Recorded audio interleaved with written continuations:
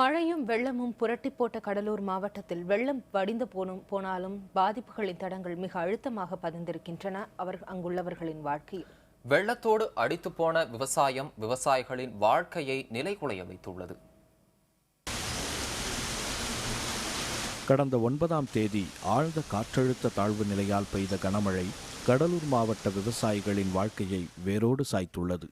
இங்கு வேர் தெரிய வீழ்ந்து கிடக்கும் பன்னீர் கரும்புகள் பொங்கல் பண்டிகையை இனிக்க வைக்க பயிரிடப்பட்டிருந்தவை. கடலூர் மாவட்டத்தின் வேகா கொல்லை, சத்திரம், பத்திரக்கோட்டை, நடுவீரப்பட்டு உள்ளிட்ட 50 கிராமங்களில் ஏறக்குறைய 10,000 ஏக்கர் பரப்பில் பயிரிடப்பட்டிருந்த பன்னீர் கரும்புகள் கிட்டத்தட்ட 3,000 விவசாயிகளின் வாழ்க்கையை கேள்விக்குறியாக்கியுள்ளது. நான் 2 ஏக்கர் கரும்பு போட்டிருந்தேன். நர்சரி கார்டன் வச்சிருந்தேன்.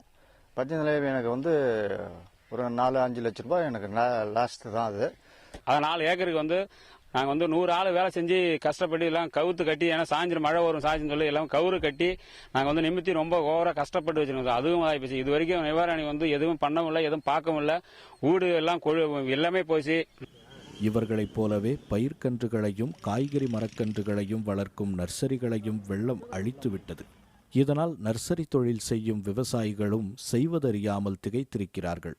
கரும்பு தோட்டங்களையும் நர்சரிகளையும் நம்பி வாழும் விவசாய கூலி தொழிலாளர்களின் நிலையோ இன்னும் மோசமாக உள்ளது. ரேஷன் அரிசி கூட இல்லாம எல்லாத்தையும் பறி கொடுத்துட்டு மக்கள்லாம் தெருவில் நின்றுங்கன்னு யாருக்கிட்டையும் போய் கேட்க முடியல, யார்ட்டையும் உதவிக்கு போக முடியல. ஓடி வேலை செய்யறது நர்சரியில் தான் நாங்களாம் செய்வோம். அந்த கரும்புல வேலை செஞ்ச நேரம் போக நர்சரி தான் செய்வோம். நாங்கள் 2 நர்சரி பக்கத்தில் இருக்கு. ஊர் நர்சரி எல்லாமே வீணாயிடுச்சு.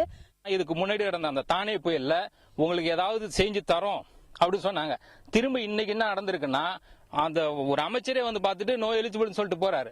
அப்ப எங்களுடைய வாழ்வாதாரம் முற்றிலுமாக அழிக்கப்பட்டு விட்டது. நாங்கள் இனிமேல் இதிலிருந்து மீண்டு வருவதற்கே பல ஆண்டுகள் ஆகும். பன்னீர் கரும்பு வேளாண் துறையிலோ தோட்டக்கலையிலோ பதிவு பெறாத பயிர் என்பதால் இதற்கு நஷ்ட ஈடும் கிடைக்காது என்று குமுறுகிறார்கள் விவசாயிகள்.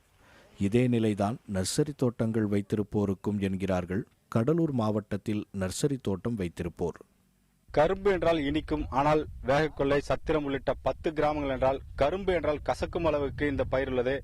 இந்த பயிரை பல ஆண்டுகளாக அங்கீகரிக்காத காரணத்தினால் வெள்ளம், புயல் காலத்தில் இந்த பயிர் சேதமானால் இவர்களுக்கு நிவாரணம் என்பது வழங்கப்படுவதில்லை. இதனால் கரும்பு என்றாலே இவர்களுக்கு கசப்பு ஞாபகம் தான் வருகிறது.